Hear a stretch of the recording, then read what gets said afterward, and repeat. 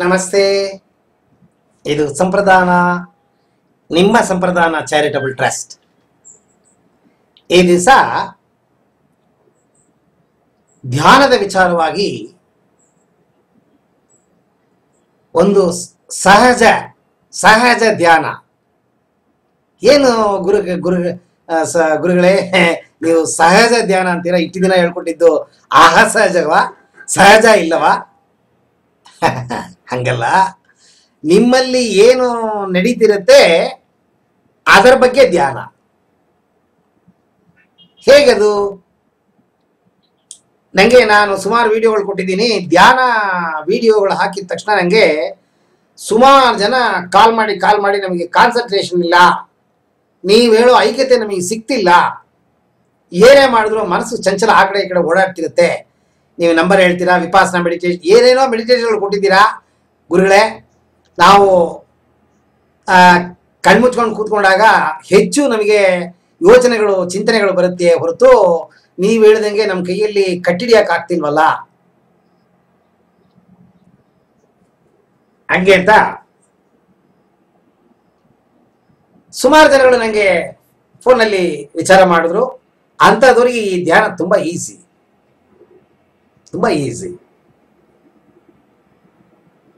ನನ್ನ ಹತ್ರ ಬಿಳಿ ಬಟ್ಟೆ ಇದೆ, ನನಗೆ ಬಿಳಿ ಬಟ್ಟೆ ಆಸೆ, ಬಿಳಿ ಬಟ್ಟೆ ಬೇಕು ನನಗೆ, ಆದರೆ ಬಿಳಿ ಬಟ್ಟೆನೇ ಇರೋದು ನನ್ನ ಹತ್ರ. ಹಂಗಂದ್ರೆ ರೋಗಿ ಬಯಸಿದ್ದು ಅದನ್ನೇ, ವೈದ್ಯ ಕೊಟ್ಟಿದ್ದು ಅದನ್ನೇ. ರೋಗಿ ಬಯಸಿದ್ದು ಅದನ್ನೇ, ವೈದ್ಯ ಕೊಟ್ಟಿದ್ದು ಅದನ್ನೇ.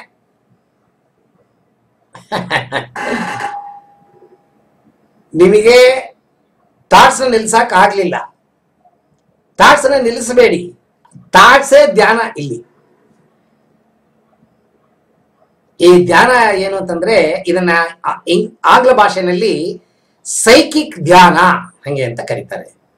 ಸೈಕಿಕ್ ಅಂದ್ರೆ ಮನಸ್ಸಿಗೆ ಸಂಬಂಧಪಟ್ಟಿದ್ದು, ಮನೋರೀತಿಯಾದ ಮನಸ್ಸಿಗೆ ಸಂಬಂಧಪಟ್ಟಿದ್ದ ಧ್ಯಾನ. ಮನಸ್ಸಿನ ಅಲೆಗಳು ಏನು ಬರುತ್ತೆ ಹೋಗುತ್ತೆ ಅದರ ಮೇಲೆ ಧ್ಯಾನ ಮಾಡೋದು. ನಿಮಗೇನು ಹೇಳ್ಕೊಟ್ಟಿದ್ವಿ? ಜಪಮಾಲೆ ಇಟ್ಕೊಂಡು ಒಂದು ಮಂತ್ರನ ಹೇಳ್ಕೊಂಡು ಜಪಮಣಿನ ತಿರುಗಿಸ್ಕೊಂಡು ಹೋಗಿ ಸಮಾಧಿ ಸ್ಟೇಜಿಗೆ ಹೋಗ್ಬೋದು. ಜಪಮಾಲೆ ಬೇಡ, ಬರೀ ಮಂತ್ರ, ಉಸಿರಾಟ. ತಗೊಳ್ಳೋವಾಗ ಒಂದು ಮಂತ್ರ, ಬಿಡುವಾಗ ಒಂದು ಮಂತ್ರ, ತಗೊಳ್ಳೋವಾಗೂ ಬಿಡುವಾಗ್ಲೂ ಒಂದೇ ಮಂತ್ರ. ಇಲ್ಲ ನಂಬರ್ಗಳು, ಕೌಂಟಿಂಗು, ಬುದ್ಧಿಸಮ್, ವಿಪಾಸನಾ, ಈ ತರ ಬೇಕಷ್ಟು ಧ್ಯಾನಗಳಿಗೆ ನಾನು ಕೊಟ್ಟಿದ್ದೀನಿ. ಉಸಿರಾಟನ್ನ ಬೇಸ್ ಮಾಡಿ, ಏನು ಉಸಿರಾಡ್ತೀರಾ ಅದನ್ನ ಬೇಸ್ ಇಟ್ಕೊಂಡು ಮಾಡೋ ಧ್ಯಾನ. ಇಲ್ಲಿ ಉಸಿರಾಟಕ್ಕಿಂತ ಹೆಚ್ಚಾಗಿ ಮನಸ್ಸಿನಲ್ಲಿ ಏನು ಅಲೆಗಳು ಬರುತ್ತೆ ಹೋಗುತ್ತೆ ಅದರ ಮೇಲೆ ಮಾಡೋ ಧ್ಯಾನ.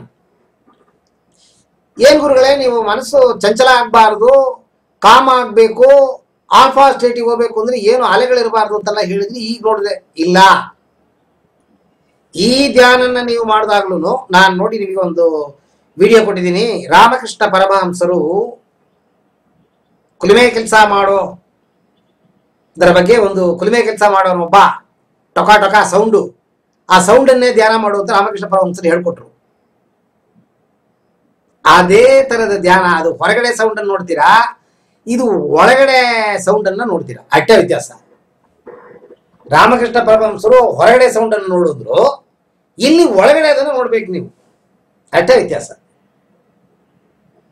ಉಸಿರಾಟನ ನೋಡ್ತಿರೋ ಬಿಡ್ತಿರೋ, ಮನಸ್ಸು ಒಳಗಡೆ ಕಣ್ಣು ಮುಚ್ಕೊಂಡು ಕೂತ್ ನೋಡಿ. ಈ ಧ್ಯಾನ ಹೇಗೆ ಅಂತಂದ್ರೆ, ಇದು ಎಲ್ಲಾ ಧ್ಯಾನಗಳ ತರನೇ ಇದಕ್ಕೂ ಧ್ಯಾನದ ಕಂಡೀಷನ್ ಕಾಮನ್. ನೀರಿನ ಆಹಾರ ತಗೊಂಡಿದ್ರೆ ಅರ್ಧ ಗಂಟೆಯಿಂದ 1 ಗಂಟೆ ಆಗಿರ್ಬೇಕು. ಗಟ್ಟಿ ಪದಾರ್ಥ ಏನಾದ್ರು ತಗೊಂಡಿದ್ರಿ ಅಂತಂದ್ರೆ 2.5 ಗಂಟೆಯಿಂದ 4 ಗಂಟೆ ಕಾಲ ಆಗಿರ್ಬೇಕು. ಬೆಳಗ್ಗೆ ಅಥವಾ ಸಂಜೆ ಬ್ರಹ್ಮ ಮುಹೂರ್ತ, ಗೋಧುಳಿ ಲಗ್ನ, ಈ ಟೈಮಲ್ಲಿ ಧ್ಯಾನ ಮಾಡಬೇಕು.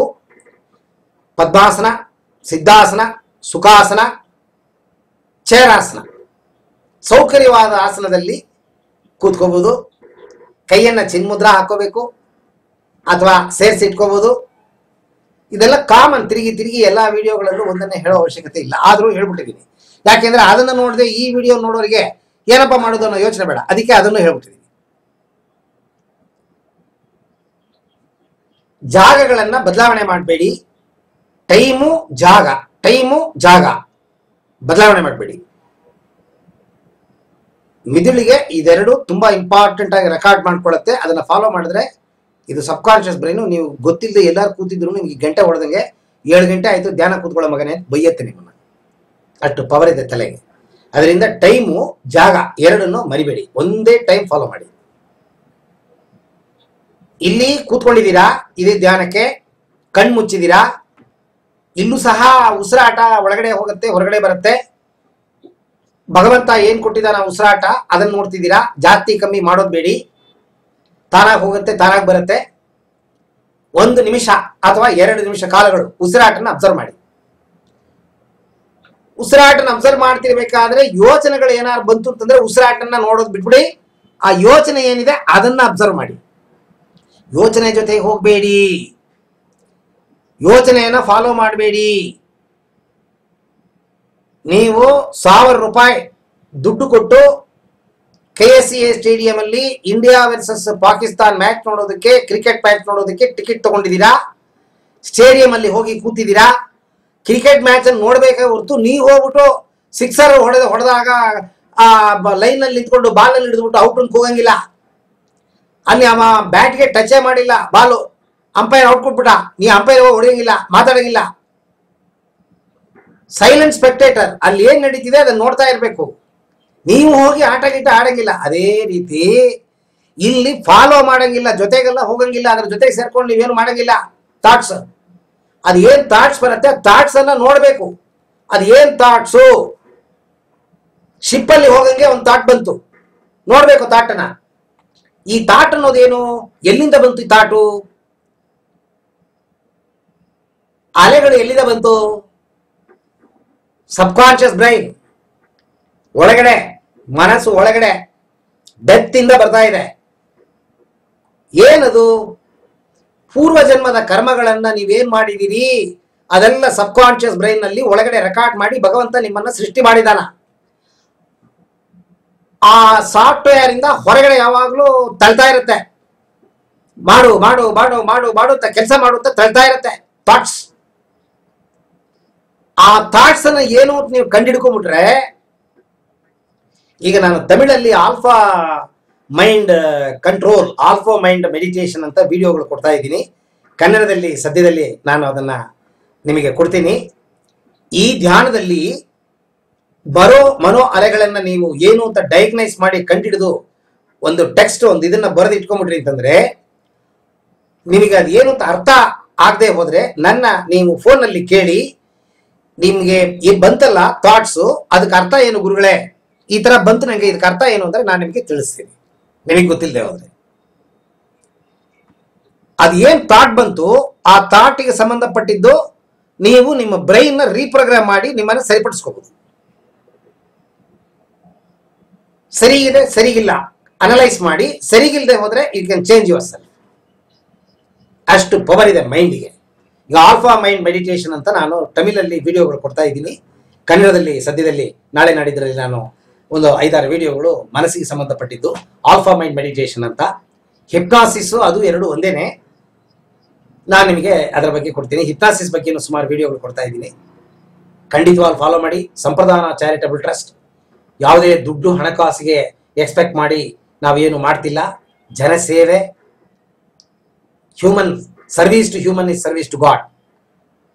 ತುಂಬಾ ಓಪನ್ ಆಗಿ ಯಾರು ಹೇಳದೇ ಇರೋ ವಿಷಯಗಳನ್ನ ಆ ವಿಡಿಯೋಗಳಲ್ಲಿ ಡೈರೆಕ್ಟ್ ಆಗಿ ನಿಮ್ಮ ಮನೆ ಮುಟ್ಟಂಗೆ ಮಾಡ್ತಾ ಇದ್ದೀವಿ. ಖಂಡಿತವಾಗ್ಲೂ ನೋಡಿ, ತುಂಬಾ ಒಳ್ಳೇದಾಗತ್ತೆ. ಈ ಧ್ಯಾನ 20 ನಿಮಿಷದಿಂದ 30 ನಿಮಿಷ ಕಾಲಗಳು ಮಾಡಬೇಕು. ನೀವು ಥಾಟ್ಸ್ ಅನ್ನ ನೋಡ್ತಾ ಇದ್ರೆ ಅದು ಟೈಮ್ ಹೋಗೋದೇ ಗೊತ್ತಾಗಲ್ಲ. 1 ಗಂಟೆ 2 ಗಂಟೆ ಆದ್ರೂ ಕೂತ್ಬಿಡ್ತೀರಾ. ಕೂರ್ಬೇಡಿ. ಅಲಾರಂ ಟೈಮ್ ಪೀಸಲ್ಲಿ 30 ನಿಮಿಷ ಮ್ಯಾಕ್ಸಿಮಮ್ ಇಟ್ಕೊಳ್ಳಿ, ಕೂತ್ಕೊಳ್ಳಿ. ಥಾಟ್ಸ್ ಹೊರಗಡೆ ಬಂದ ಮೇಲೆ ನಿಮಗೆ ಏನ್ ಥಾಟ್ಸ್ ಬಂತು ಅಂತ ಒಂದು ಪೇಪರ್ ತಗೊಂಡು ಬರೀರಿ.